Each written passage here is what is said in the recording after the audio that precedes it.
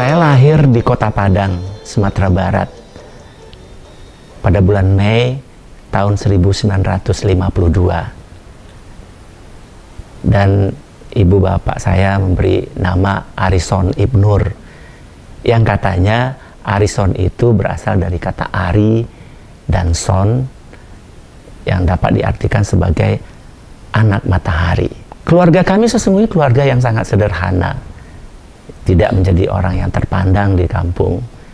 Dasar yang pertama yang saya pelajari pada tari adalah tarian Melayu, karena ketika masa-masa Bung Karno berkuasa, tari Melayu itu dijadikan tari nasional.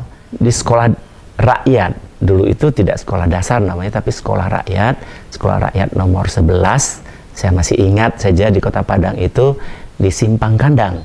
Di sekolah dasar inilah, atau sekolah rakyat inilah, saya belajar dengan seorang guru tari yang bernama Darwis Loyang.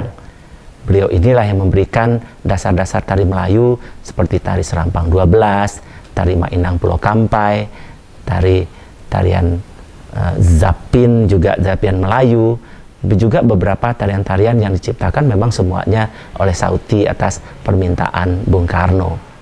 Kemudian di kampung, sepertinya ada satu kewajiban bagi anak laki-laki remaja untuk belajar silat atau belajar pencak silat.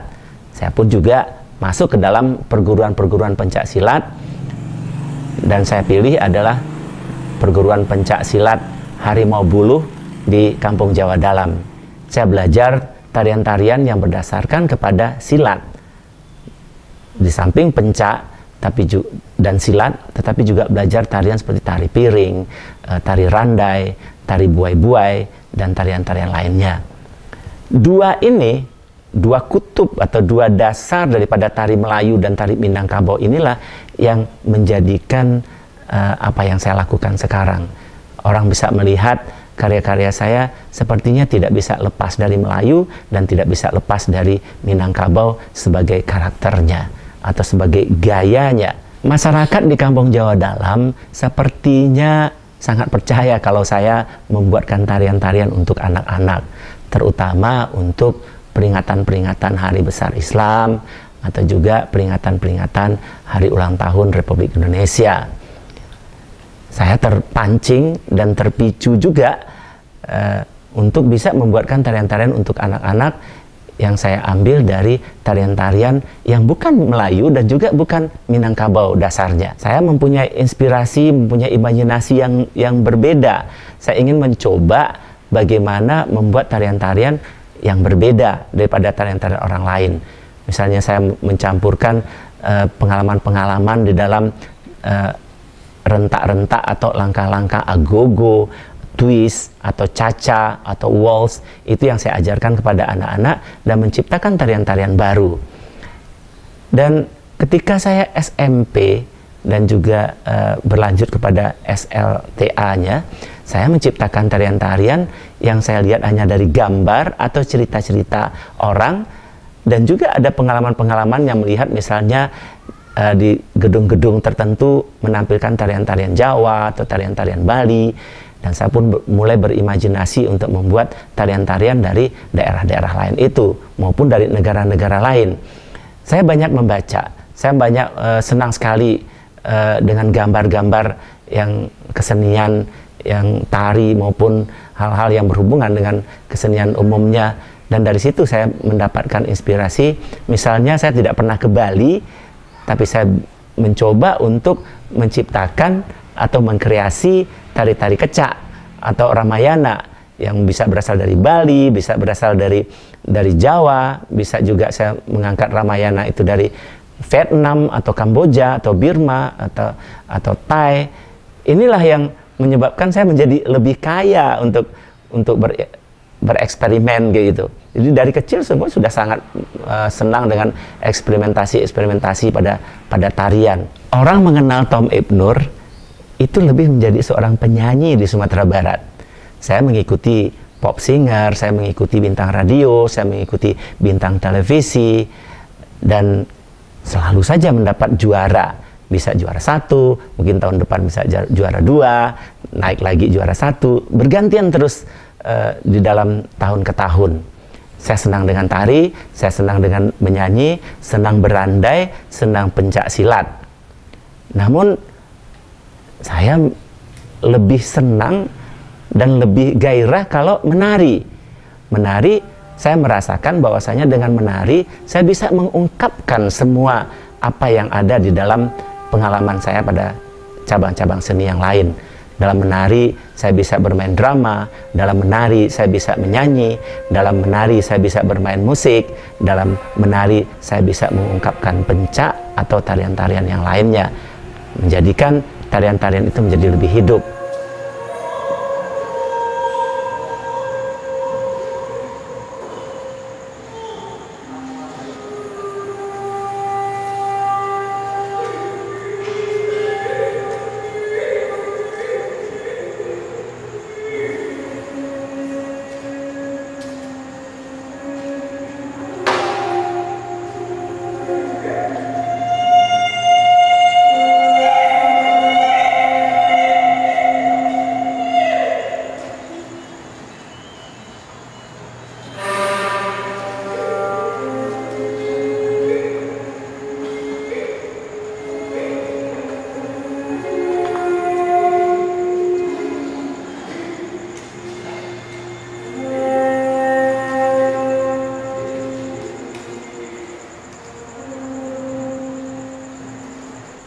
Saya berkarya selalu saja mesti ada yang memberikan inspirasi.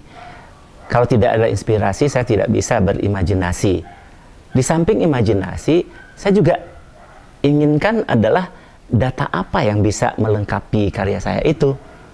Jadi misalnya masa-masa saya belum memahami tentang bagaimana penciptaan tari, saya mencoba membaca tentang legenda-legenda yang ada di setiap daerah, atau yang paling dekat itu yang lebih nyata lagi adalah membaca komik-komik yang pada masa kecil saya itu sangat banyak sekali komik-komik itu. Komik tentang Ramayana, Mahabharata, atau cerita-cerita legenda dari daerah-daerah lain itu semuanya dimasukkan ke dalam bentuk komik. Dan ada gambar, ada kata-kata yang bisa dibaca. Inilah menjadi acuan saya untuk membuat tarian-tarian itu. Dan hal ini menjadikan sampai sekarang pun juga saya tidak berani membuat satu tarian kalau saya tidak memahami budaya di mana tempat saya berpijak untuk membuat karya itu. Bahwasanya kalau saya masuk ke dalam satu daerah akan menciptakan tarian-tarian daerah itu dalam bentuk karya-karya baru, saya harus menguasai budayanya. Saya harus melakukan penelitian dan tidak bisa membuat sembarangan tari, karena menciptakan itu, apalagi membuat ciptaan-ciptaan kepada etnik-etnik yang sudah mapan dan sangat dihargai nilainya bagi masyarakat luas, terutama masyarakat dia itu, dan kita membuat sembarangan. Itu adalah pertanggungjawaban di dalam budaya. Karena kita tidak bisa memaksakan kehendak kita ke dalam kerja-kerjaan tradisi yang mengangkat pada kreasi-kreasi baru atau ciptaan-ciptaan baru.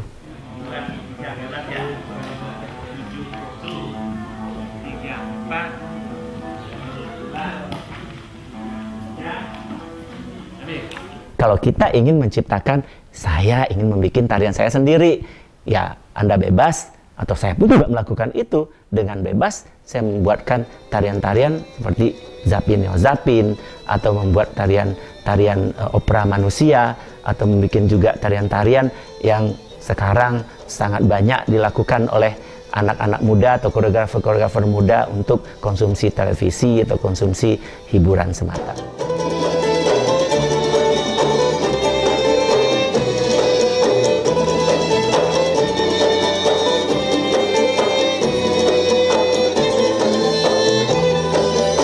Setelah saya belajar di Lembaga Pendidikan Kesenian Jakarta yang sekarang menjadi Institut Kesenian Jakarta, saya mencoba untuk menggalinya dengan teori-teori yang secara akademis dilakukan orang selama ini.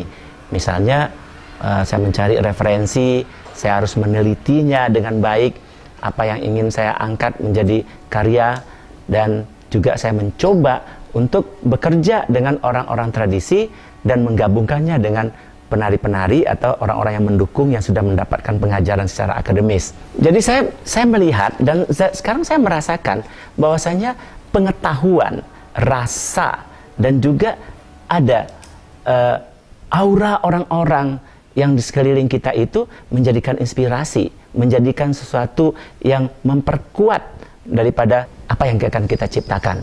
Jadi kita tidak akan bisa sendiri. Walaupun terkadang di dalam menciptakan gerak, saya mencoba sendiri dan mencoba di kamar. Ketika bangun malam-malam nggak bisa tidur, ya saya mencoba bergerak dengan musik, atau saya turun ke studio, atau saya mengajak teman. Itu dilakukan. Tapi ketika mulai itu turun dalam penciptaan secara utuh, semua orang itu bagi saya adalah mempunyai kontribusi dalam karya saya.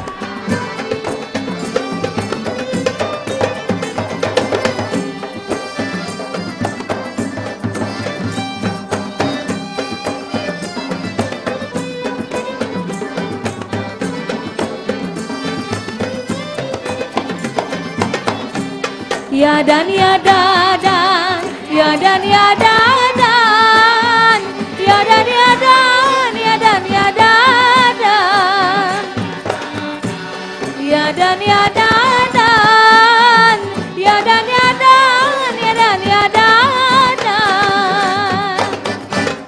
Minumlah kopi bercampur susu, kuganglah manis ditambah gula. Minumlah kopi bercampur susu, kuganglah manis ditambah gula. Jangan ditukar hawa dan nafsu. Kalau tak mati, kalau tak mati gila separuh gila. Kalau kita melihat Melayu itu sangat luas. Nusantara ini sesungguhnya adalah rumpun Melayu. Kita lihat seluruh pesisirnya yang ada di Indonesia ini sesungguhnya adalah suku-suku orang Melayu.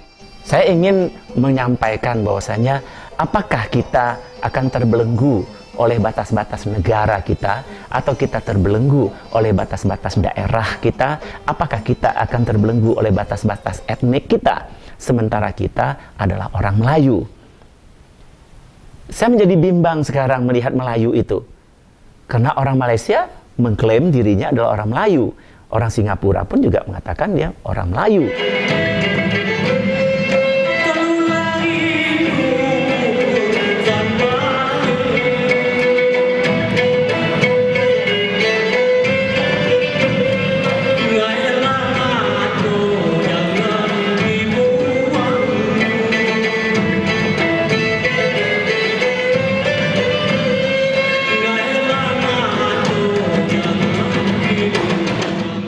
Mencari satu jalan bagaimana orang Malaysia, bagaimana orang Singapura, bagaimana orang Brunei dengan orang Indonesia itu menyatu kembali di dalam batas-batas budaya yang selama ini dibatasi oleh batas-batas administratif atau batas-batas kenegaraan.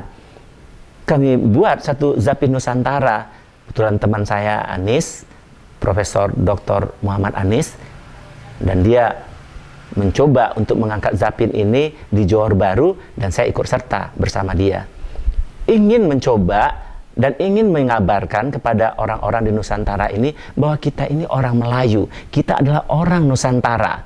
Maka lahirlah Festival Zapin Nusantara di Johor Bahru.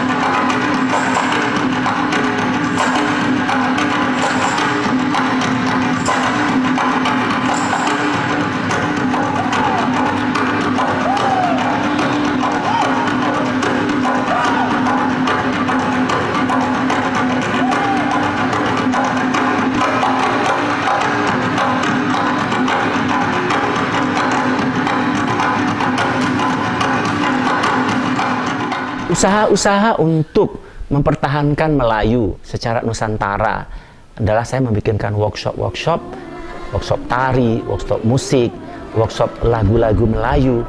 Itu hampir saya datangi seluruh Nusantara ini, baik sampai ke Kutai, baik sampai ke Makassar, sampai ke Timor. Saya menjumpai adalah tarian-tarian Melayu, lagu-lagu Melayu yang juga dalam bahasa-bahasa mereka masing-masing. Buton pun juga saya datangi sampai Kendari dan beberapa daerah-daerah di daerah timur Indonesia maupun di daerah bagian tengah Indonesia. Banyak sekali yang didapatkan adalah orang-orang Melayu dengan budayanya. Itu adalah satu usaha agar masyarakat kita di Nusantara ini menyadari bahwa kita adalah di dalam satu rumpun, adalah rumpun Melayu Nusantara.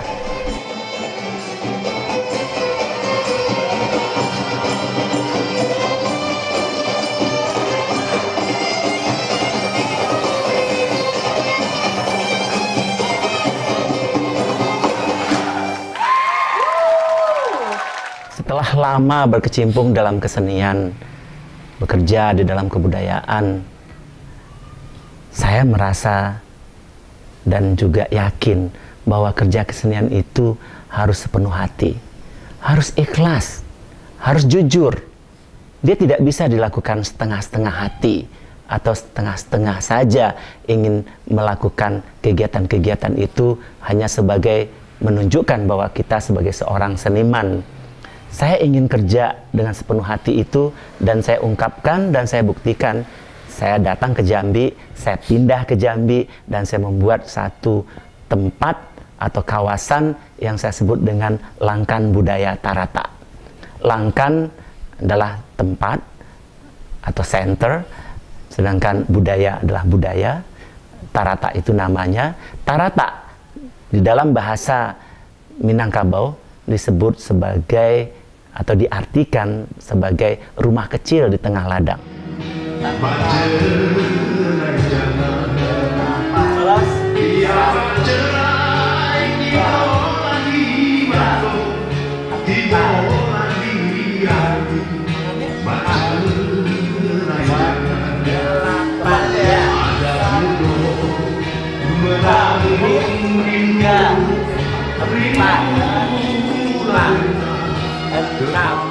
Saya ingin kembali kepada masa-masa kecil, bahwa di tengah-tengah ladang itu ada rumah dan kami tinggal ketika panen. Di situ semuanya bisa berbicara tentang panen, bisa berbicara tentang politik, bisa berbicara tentang kemanusiaan, bisa berbicara tentang hati ke hati dari masing-masing keluarga. Dan itu saya ambil namanya itu dan saya buat di Jambi. Kanan belakang, kiri ke depan. Berganti ya. Yuk. 7, 8. Depan, belakang. Belakang, depan. Depan, belakang. Belakang, depan. Coba ingat lah. Saya memilih Jambi karena saya tahu bahwa Jambi sangat kaya dengan keseniannya, dengan sangat kaya dengan latar belakang budaya yang berbagai macam, dan di sini juga kuat dengan budaya-budaya Melayu. Dan apa yang saya lakukan di Tarata? Saya melakukan adalah pendidikan untuk pendidikan seni dalam hal ini untuk anak-anak mulai dari umur 6 tahun dan sampai pada dewasa, remaja dan segala macam itu. Terkadang anak-anak ini tidak mendapat arahan yang baik di dalam melakukan kegiatan kesenian, dan untuk itu saya dengan teman-teman di Tarata mencoba untuk membuat satu kurikulum pendidikan yang apakah ini akan diterima oleh pendidikan nasional apa tidak, tapi saya melakukan saja, dan hasilnya pun juga bisa kita lihat betapa banyaknya anak-anak muda yang mau belajar kesenian di Tarata.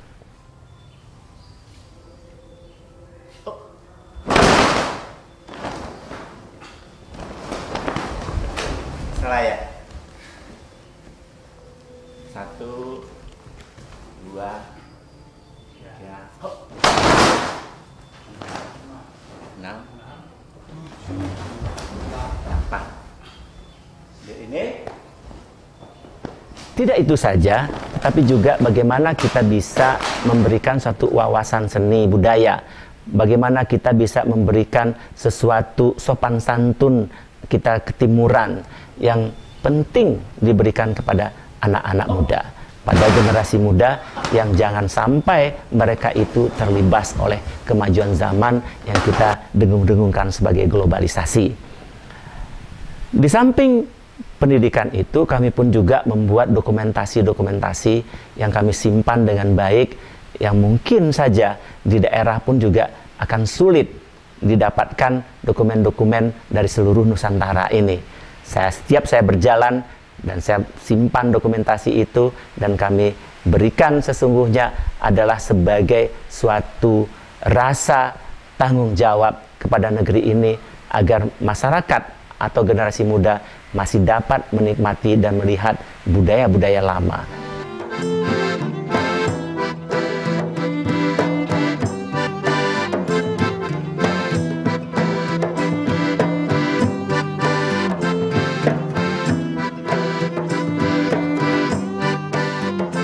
Ini banyak apa kata orang tu, work towards the same vision ya. Visionnya tu sama.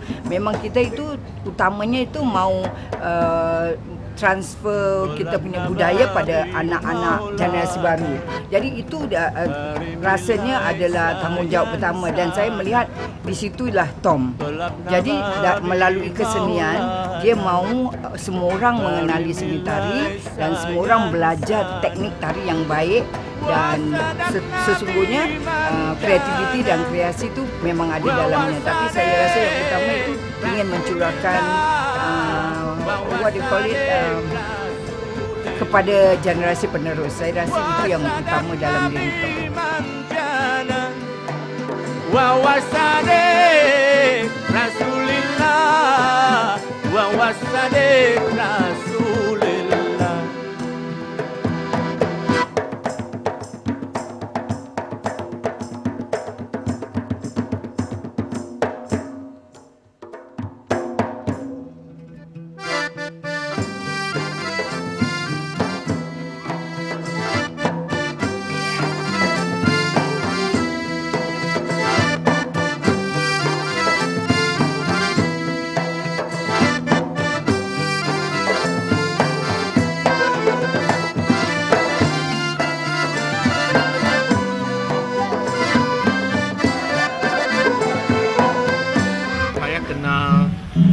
Pak Tom ketika Pak Tom di IKJ, yaitu pada zaman Pak Tom sudah selesai di IKJ, jadi dosen IKJ. Jadi daripada saat itu, aduh lama sekali itu titik permulaan kami sebenarnya. Seterusnya sampailah kami melibatkan diri dalam aktivitas riset, aktivitas pemudaran, aktivitas seperti ini, festival. Kalaulah umpamanya Indonesia itu sebuah negara yang bisa memberikan katanya itu kan, bukannya tidak mau mengajarkan anak muda tuh anugerah yang seperti anugerah di Amerika itu, seperti Oscar. Pada saya, Pak Tom justru adalah calon yang paling top. Karena apa? Karena beliau itu adalah pekerja seni yang sebenarnya banyak menghibahkan seninya, bukan seni berbayar. Jadi sebenarnya kita banyak berhutang dengan dia daripada dia berhutang dengan kita, terbalikannya, bahwa dia itu adalah manusia yang ingin supaya rahasia-rahasia ini sama-sama diketahui oleh kita.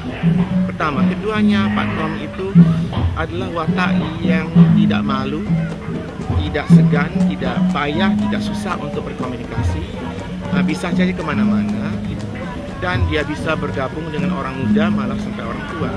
Jadi karena itu, maka sebagai pekerja seni dan seniman, dia luar biasa jadinya. Karena kan seniman itu kadang-kadang punya ego. Kalau punya ego itu, seniman itu kadang-kadang perlu ada perantaraan untuk dia bicara. Dia tidak bisa langsung. Kalau dia langsung itu kayaknya hilang gengsi kayak gitu. Tapi tidak pada Pak Tom, dia merakyat sekali. Jadi sebagai seniman, sebagai budayawan, Pak Tom merangkumi segala aspek itu. Sambil sebagai seorang pemikir, seorang pencipta, seorang pelaku, seorang menghibahkan seninya. Justru pada saya itu seniman yang luar biasa, yang pada saya ada calon Oscar-nya, seandainya Indonesia punya Oscar.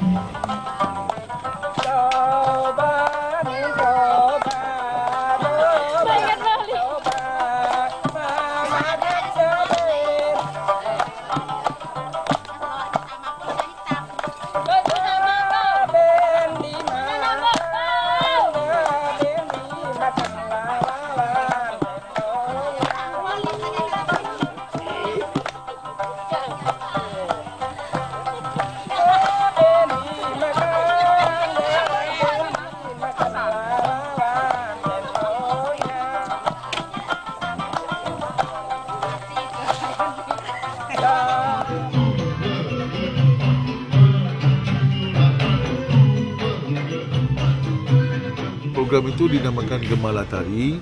Jadi kita ada beberapa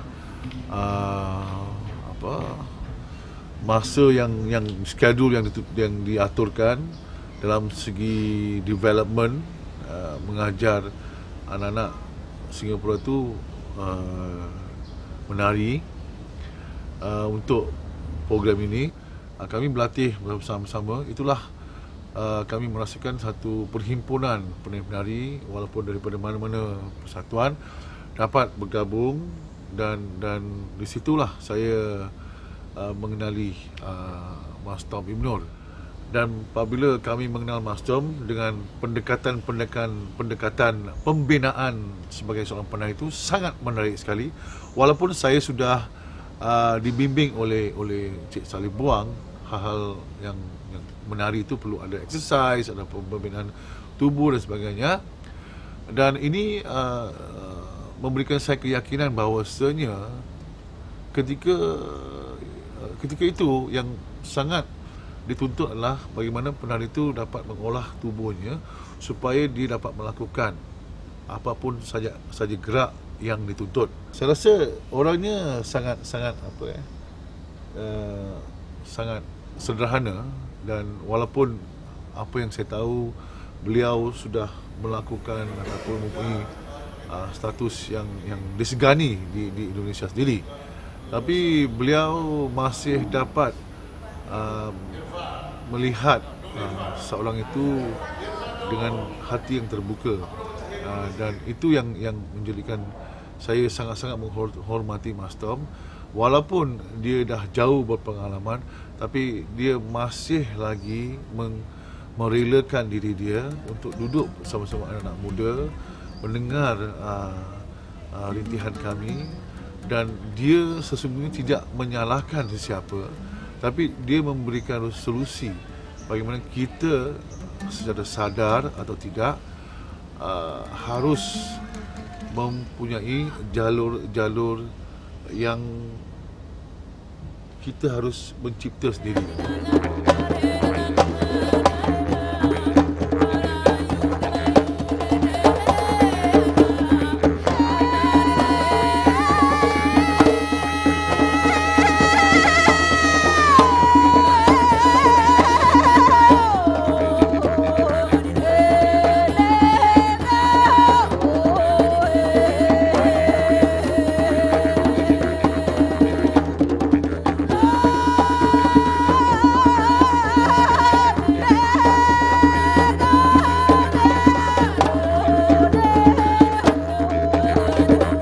Secara peribadi memang saya sangat-sangat menghargai usaha Tom, kerana Tom tu pemikir, dia bukan pengikut. Jadi pemikir tu dalam erti kata he see and he created. Jadi creationnya tu memang kata orang tu tak semua orang ada.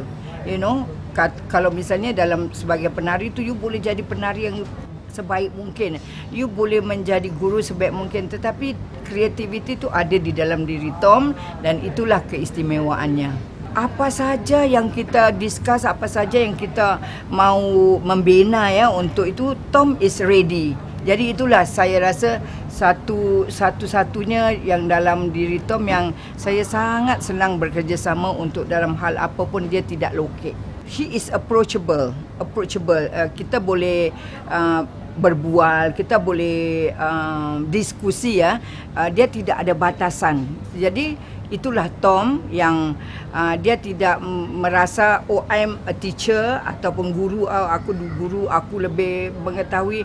Saya rasa tidak ada dalam diri Tom. Dia itu dengan anak-anak, dengan siapa saja, remaja ya terutama he's willing to give and share. Tahun 1988 itu adalah titik awal mulanya kita mengenal standard. Jadi dalam contribution Tom itu kita digoyangkan dengan good quality standard. Jadi itulah seterusnya sampai sekarang pun kita tetap mengekalkan dan mau ke arah yang lebih begitulah, walaupun orang selalu mengatakan wah Singapura seni tarinya sudah maju, sudah ini, tetapi contribution Tom tetap saya tidak pernah lupa. Bagaimana kalau kita bicara tentang budaya kita? Bagaimana kita bicara tentang jati diri kita?